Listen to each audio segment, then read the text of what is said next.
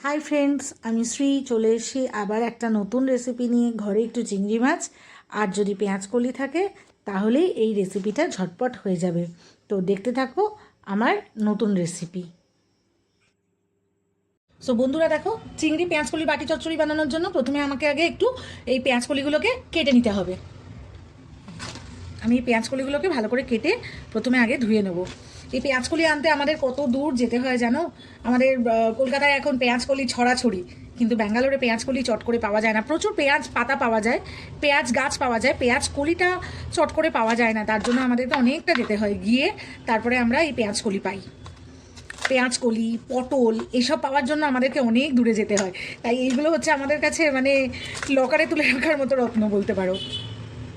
কিন্তু এখন ব্যাঙ্গালোরে মোটামুটি কিন্তু একটু যদি জায়গা জানা যায় সব কিছুই পাওয়া যায়। মানে কি না পাওয়া যায়, এখন চালতা থেকে শুরু করে মোচা সব কিছুই এখন মোটামুটি ব্যাঙ্গালোরে আমরা পেয়ে যাই।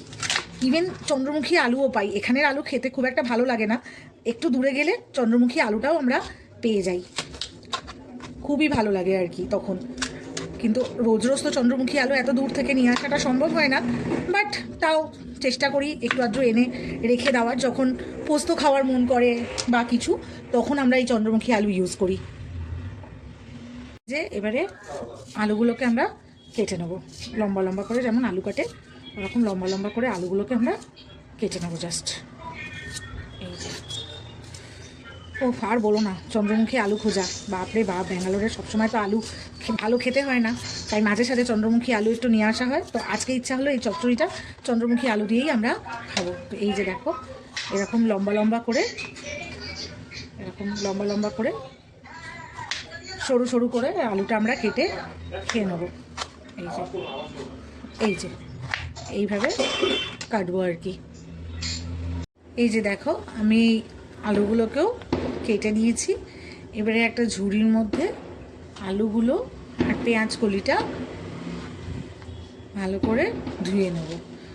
এই যে পেঁয়াজ কলি আলুটাকে আমি ভালো করে ধুয়ে নিচ্ছি। এবারে একটা টমেটোকে এরকম লম্বা লম্বি করে কেটে নেবো। বন্ধুরা, এটা বেশ একটু ঝাল ঝাল, একটু টকটক হবে। একটু ঝালটা কিন্তু এটাতে বেশ ভালো পরিমাণে হবে। একটু ঝাল ঝাল না হলে কিন্তু আবার এইসব চচ্চড়ি খুব একটা যে খুব ভালো লাগে তা নয়। বেশ একটু ঝাল ঝাল হবে আর সর্ষের তেলে হবে, তবেই এটার কিন্তু টেস্ট পাবে। তোমাদের কলকাতায় ঠান্ডা কীরকম? আমাদের ব্যাঙ্গালোরের ওয়েদারটা এরকম হয়েছে, সকালবেলা থাকে গরম, আবার এই সন্ধ্যে থেকে ঠান্ডা শুরু হয়ে যায়, আর রাত্রের দিকে তো বেশ ঠান্ডা পড়ে। আবার সকালবেলা এমন হয়ে যায় বেরোনো যায় না, এত বেশি গরম হয়ে যাচ্ছে। সকালবেলায় রৌদ্রের কি তাপ, বাপরে বাপ! তো যাই হোক, এই যে আমি কেটে নিলাম। এইবারে কয়েকটা রসুনকে জাস্ট এইভাবে, পুরো বাটার মতো নয়, এই যে এইভাবে আমাকে চপ করে নিতে হবে। বেশ একটু রসুনটার তেলের মধ্যে দিলে গন্ধটাও বেরোবে, আর একটা ভালো মুখের মধ্যেও রসুনটা পড়বে। তো এই যে জাস্ট রসুনগুলোকে আমি এইভাবে একটু চপ করে নিলাম। ব্যাস, এটাতে পেঁয়াজ দেবো না, আমি অলরেডি পেঁয়াজ কলি দিয়েছি বলে আমি আর পেঁয়াজটা দিলাম না। বাট তোমরা যদি চাও তোমরা কিন্তু পেঁয়াজ দিতেই পারো, সেক্ষেত্রে কিন্তু আমি দিলাম না। দেখো, আমি কড়ার মধ্যে সর্ষের তেল দিয়ে দিয়েছি, আর এই রান্নাটা সর্ষের তেলেই ভালো লাগবে। এই রান্নাটা কিন্তু রিফাইন তেলে অতটা ভালো লাগবে না। দেখো, আমার তেলটাও বেশ গরম হয়ে গিয়েছে। এই যে আমার তেলটাও কিন্তু বেশ গরম হয়ে গেছে। গ্যাসটা কমিয়ে নিলাম। এবার আমি এর মধ্যে দিয়ে দিলাম হচ্ছে একটু কালো জিরে, আর এরপর কেটে রাখা রসুন আর কাঁচা লঙ্কা আমি দিয়ে দিলাম। তোমরা যারা পেঁয়াজ দিতে চাও এই রান্নাটাতে, এই পর্যায়ে এসে কিন্তু তোমরা পেঁয়াজটাও তেলের মধ্যে দিয়ে দেবে। এই যে দেখো, আমি বেশ রসুনটা, কালো জিরেটা একটু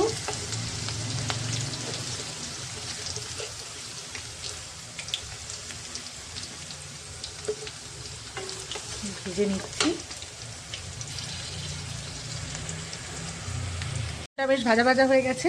এবারে আমি এখানে ওই আলু এগুলো যে কেটে রেখেছি, এগুলো আমি সব একে একে কড়ার মধ্যে দিয়ে দিলাম। এগুলো আমি সব একে একে কড়ার মধ্যে দিয়ে দিলাম। এই যে বেশ রেড গ্রিন হোয়াইট কি ভালো লাগছে না দেখতে। এই যে, আর এই পর্যায়ে আমি এখানে চিংড়ি মাছগুলোকেও ধুয়ে রেখেছিলাম, আমি দিয়ে দিলাম। চিংড়ি মাছগুলোও দিয়ে দিলাম। এইবারে এখানে আমি দেবো হচ্ছে হলুদ গুঁড়ো, আর তার সাথে দেবো হচ্ছে বেশ খানিকটা লঙ্কা গুঁড়ো। ঝালটা তোমরা নিজেদের ওয়াইজ দেবে, বাট এইটা একটু টকটক ঝাল ঝাল খেতে ভালো লাগে, সেই জন্য আমি এখানে এটা দিলাম। এই যে, আর তার মধ্যে দিয়ে দেবো হচ্ছে পরিমাণ মতো লবণ। পরিমাণ মতো আমি এর মধ্যে লবণ দিয়ে এবারে ভালো করে টোটাল ব্যাপারটাকে আমি নাড়া দিচ্ছি। বাস এইবারে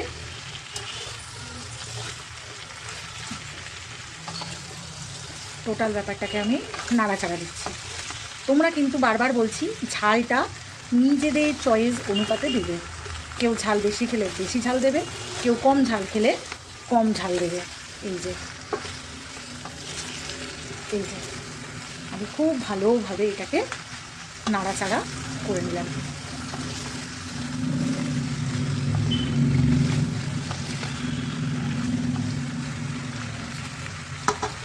সুন্দরভাবে এটাকে আমি নাড়াচাড়া করে নিলাম।